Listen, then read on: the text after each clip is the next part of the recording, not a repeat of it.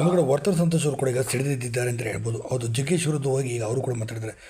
ನೀನೇನು ಭಾಳ ಸಾಚನ, ನೀನು ಕೂಡ ಕಿತ್ತೋದವನೇ ಅನ್ನೋ ರೀತಿಯಲ್ಲಿ ಈಗ ಅವರು ಕೂಡ ಮಾತಾಡಿದ್ದಾರೆ. ಹಾಗಾದರೆ ವರ್ತೂರು ಸಂತೋಷ್ ಹೇಳಿದ್ದು ಏನು, ಇದ್ರ ಬಗ್ಗೆ ಸಂಪೂರ್ಣ ಮಾಹಿತಿ ನಾನು ನಿಮಗೆ ಕೊಡ್ತೀನಿ. ಅದಕ್ಕೊಂದು ಚಾನಲ್ ಸಬ್ಸ್ಕ್ರೈಬ್ ಕಳಿಸಿದ್ದೆ.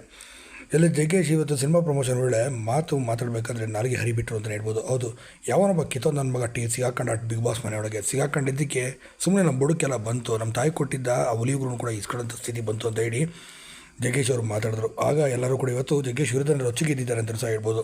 ಕಿತ್ತೋ ನನ್ನ ಮಗ ಅಂತ ಮಾತಾಡಿದ್ರಲ್ಲ, ಮೊದಲು ನಾಲ್ಗೆಲ್ಲ ಸರಿಯಾಗಿ ಇಟ್ಕೊಂಡು ಮಾತಾಡೋದನ್ನು ಕರೀರಿ. ಈಗೆಲ್ಲ ಮಾತಾಡೋದಕ್ಕೆ ನಿಮ್ಮ ಮಕ್ಕಳುಗಳು ಇಬ್ಬರು ಸಹ ಉದ್ಧಾರ ಆಗೋಕ್ಕೆ ಆಗಲಿಲ್ಲ.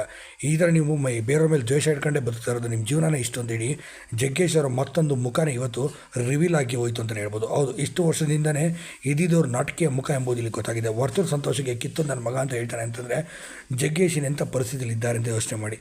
ಅಷ್ಟೇ ಅಲ್ಲ, ಇನ್ನು ಇದೇ ವಿಷಯವಾಗಿ ಇನ್ನು ವರ್ತೂರಿಗೆ ಕೇಳಿದ್ದಕ್ಕೆ ಅವರು ದೊಡ್ಡವರು, ಅವ್ರು ಮಾತಾಡಲಿ, ಅವ್ರ ಬಗ್ಗೆ ಮಾತಾಡೋಷ್ಟು ದೊಡ್ಡ ಮನುಷ್ಯ ನಾನಲ್ಲ ಅಂತೇಳಿ ವರ್ತೂರು ಅವರು ನಯವಾಗಿ ಮಾತಾಡಿ ಈಗ ಜಾರಿಕೊಂಡಿದ್ದಾರೆ ಅಂತ ಸಹ ಹೇಳ್ಬೋದು.